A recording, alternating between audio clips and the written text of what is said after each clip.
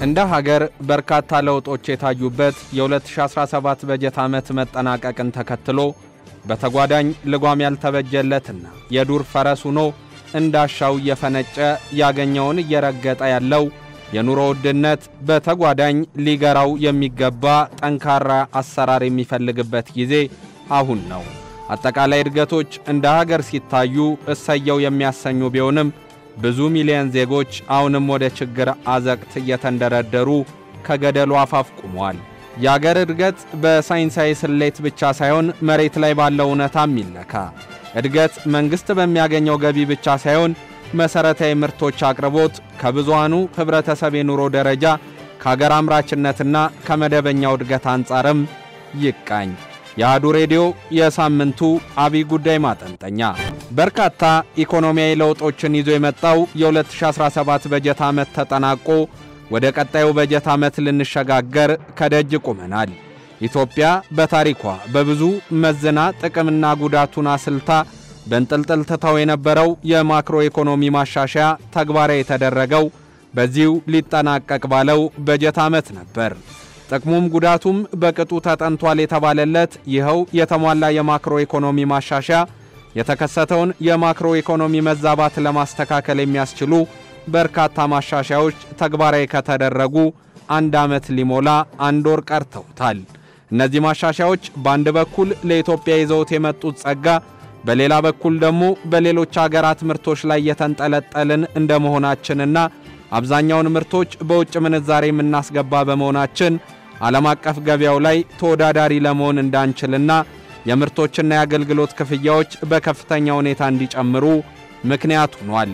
መልካም ጎኑ ተብሎ የሚነሳውና ወሳኝ ለውጥ የተደረገው በውጭ ምንዛሬ ፖሊሲ ላይ ሲሆን ይህም በገበያ ወደሚወሰን የውጭ ምንዛሬ ምጣኔ ሽግግር መደረጉ ሲሆን በዋናነትም የምንዛሬ ተመንን ከቋሚ የውጭ ምንዛሬ ግብይት ወደ ተንሳፋፊ የውጭ ምንዛሬ ግብይት የተቀየረበት አሰራር ተጠቃሽ ነው። ይህንንም ማሻሻያ ለመደገፍ የገንዘብ ፖሊሲውን ዘመናዊ ለማድረግ በገበያ ወደሚወሰድ የወለድ ምጣኔና ሌሎች አሰራሮችን ለማዘመን እንዲሁም ለቁጥጥር አመቺ የሆነ አሰራር መዘርጋቱ የራስ የሆነ መልካም ዕድሎችን ይዞ መምጣቱ መልካም ነው። በገበያ የሚመራ የውጭ ምንዛሬ ስርዓት ተግባራዊ እንዲደረግ ማስቻሉ የተሳሰረውንና ያልጠራውን አሰራር እያጠራ መምጣቱ የፋይናንስ ስርዓቱ ደርዝን እያስጠበቀ መሆኑ መንግስት በብርታት እየተጓዘ መሆኑን አመላካች ነው። አሰራሩ የባንኮች ስርዓት ላይ የራሱ የሆነ ጠንካራ ጎኖች ሲኖሩት የኢትዮጵያ ብሔራዊ ባንክ በተለየ ሁኔታ የጥሬ ገንዘብ ችግር ለሚያጋጥማቸው ባንኮች ጭምር ድጋፍ እንዲያደርግ ያስቻለውና የፋይናንስ ስርዓቱን ለማጠናከር በጥቂቱም ቢሆን ያስቻለ በመሆኑ መንግስት በዚህ ረገድ የሄደበት አካሄድ ለዘላቂ ለውጥ ፈርቀዳጅ ሆኖ ለቀጣይ ጠንካራ መሰረት ማስቀመጡም እሙን ነው።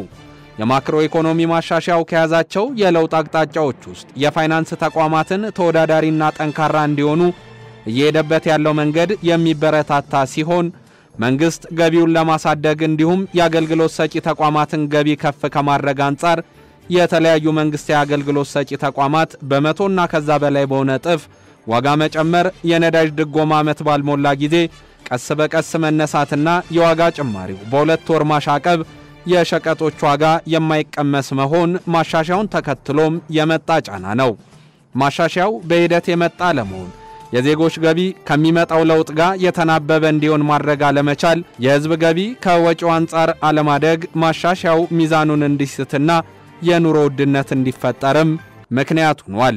መንግስት ገቢውን ለማሳደግና ወጪዎቹን በመቀነስ የበጀት ጉድለቱን እንዲያስወግድ የሚመከርበት የአበዳሪዎች አካሄድ እንደ ጤና፣ ትምህርትና መሰረታዊ አገልግሎቶች ላይ የሚደረጉ ወጪዎችን መቀነስ፣ ነዳጅን ጨምሮ ሌሎች መንግስት ድጎማ ከሚያደርግባቸው ነገሮች ላይ ድጎማን ማንሳት ላይ ትኩረቱን ማድረጉ ለሀገር እድገት የጀርባ አጥንት የሆኑ ባለሀብቶችን ከሀገር የሚገፋ መካከለኛ ኑሮ ያለውን ሸክሙን የሚያከብድ ከድህነት ወለል በታች የሚኖረውን ዜጋ እንዳያሽመደምድ ከወዲሁም ጥንቃቄ ያስፈልጋል። ከዚህ በተጨማሪ የግብር ማሻሻያዎች ወይም የግብር ክፍያ ከፍ ማለት የመንግስትን ገቢ ለመጨመር አዳዲስ ታክሶችን መጣል ወይም ነባር ታክሶችን ማስጨመር አንዱ ቅድ እንደመሆኑ የመጪው በጀት ዓመት በእነዚህ አካሄዶች እንደመሸፈኑ ግብር ከፋዩ ካለበት ግዴታ ላይ ተጨማሪ ጫና የሚጭንበት በመሆኑ የግብር ማሻሻያው የከፋዩን ዜጋ አኗኗር ከእጅ ወደ አፍ ወደሆነ አቅጣጫ ይወስደውም ወይ የሚል ጥልቅ ጥናትና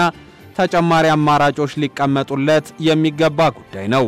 ግብር ከፋይ ግብር በተጨመረበት ልክ የምርቶች ዋጋ ላይ ጭማሪ ማድረጉም እሙን ነው። ከመደበኛው የግብር ስርዓት በተጨማሪ ተጨማሪ እሴት ታክስ እንደ ነዳጅ፣ ጨውና ስኳር ባሉ መሰረታዊ ፍጆታዎች ላይ የቫት ጭማሪ ሲደረግ በቀጥታ የኑሮ ውድነቱን እንዳያባብስ አማራጭ አሊያም ተለዋዋጭ ምክንያቶች ላይ ማተኮርም ከግምት ማስገባት ይታሰብበት። እንዲህ አይነት የታክስ ጭማሪዎች በተለይ ዝቅተኛ ገቢ ባላቸው የህብረተሰብ ክፍሎች ላይ የሚያሳድረው አሉታዊ ተጽዕኖ ከግምት ሊገባም ግድ ይላል።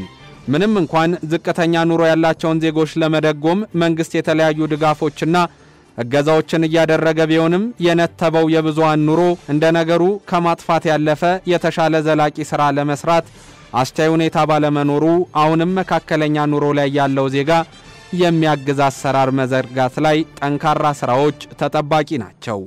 መንግስት በእነዚህ 10 ወራት ውስጥ በበጀት ዓመቱ 959 ቢሊዮን ብር ወጪ ማድረጉ መንግስት አሁንም ዝቅተኛ ኑሮ ላይ ያሉ ዜጎች እንዳይጎዱ ያገዘ መሆኑ የሚካድ አይደለም። ለነዳጅ ለማዳበሪያ ድጎማ የተከፈለው 129 ቢሊዮን ብር እንደ ነገሩ እፎይታ ሰጥቶም ይሆናል። ለገጠርና ለከተማ ልማታዊ ሴፍትኔት ፕሮግራም ማስፈጸሚያ በ7 ወር ብቻ 36 ቢሊዮን ብር በላይ ወጪ ማድረጉም ይበል ይቀጥል የሚያስብል ነው። ከነዚህ ወጪዎቹ በተጨማሪ ከመደበኛ ወጪዎች ውስጥ 120 ቢሊዮን ብር የሚሆነው ለሀገር ውስጥና ለውጭ ዕዳ ወለድ ክፍያ የዋለ መሆኑ የመንግስትን ጫናም ያሳያል። እንደዛም ሆኖ መንግስት ከህዝብ በተለያዩ ምክንያቶች ከሚሰበሰበው ገንዘብ ባሻገር ህዝብን ወደ ኋላ ያስቀረ ሳይሆን ህዝብን ከፊት ያስቀደመ ምርትና ምርታማነትን ማሳደግ ላይ ያልተዛባ ሥራ መስራት ግድ ይለዋል። በተጨማሪም ከውጭ የሚገቡ ምርቶች ፍጆታ መቀነስና መገደብ መቻል እንዲሁ የተወሰኑ ጥሬ ምርቶችን ብቻ ወደ ውጭ መላክ ላይ የተንጠለጠለው የውጭ ምንዛሬ ማግኛ መንገድ አሁንም ከሙስና በጸዳና ባልተወሳሰበ ቢሮክራሲ ውስጥ አልፎ የሚሄድበትን መንገድ መዘርጋት ያስፈልጋል። መንግስት በዚህ ወቅት የሚያስፈልገው የውጭ ምንዛሬ ገቢውን ማሳደግና ምርትና ምርታማነትን ማጠናከር ነው። በየምክንያቱ ከህዝብ የሚሰበሰበው የሀገር ውስጥ መገባቢያ የብር ክምችት ሌላ ጫና ውስጥ እንዳይከተው አሁንም ማካሄድን በጥንቃቄ መመርመር ያስፈልጋል። ድጎማዎችን ማንሳት፣ ታክስ መጨመርና የገንዘብ ዋጋ መቀነስ፣ የቅጣት ገቢዎችን ማሳደግ የዕለት ተዕለት ፍጆታ ዕቃዎች ዋጋ እንዲንር ሲያደርግ የመንግስትን ገቢ የሚያሳድግ ቢመስልም የኑሮ ውድነቱ ይዞት የሚመጣው ጫና ለመንግስት የሚተርፍ በመሆኑ አዙሪቱ አንድ መዳረሻ እንዲኖረው መፍትሄ ላይ ለመምከር ጊዜው አሁን ነው።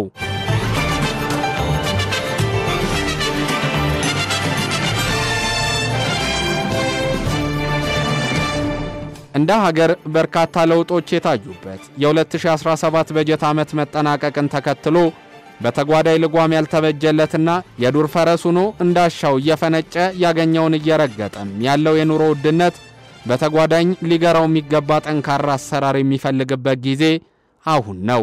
አጠቃላይ እድገቶች እንደ ሀገር ሲታዩ እሰየው የሚያሰኙ ቢሆንም ብዙ ሚሊዮን ዜጎች አሁንም ወደ ችግር አዘቅት እየተንደረደሩ ከገደሉ አፋፍ ቆመዋል። የሀገር እድገት በሳይንሳዊ ስሌት ብቻ ሳይሆን መሬት ላይ ባለው እውነታ የሚለካ እድገት መንግስት በሚያገኘው ገቢ ብቻ ሳይሆን መሰረታዊ ምርቶች አቅርቦት ከብዙሃኑ ህብረተሰብ የኑሮ ደረጃ ከአምራችነት እድገት አንጻር ይቃኝ። የአሃዱ ሬዲዮ የሳምንቱ አብይ ጉዳይ ማጠንጠኛ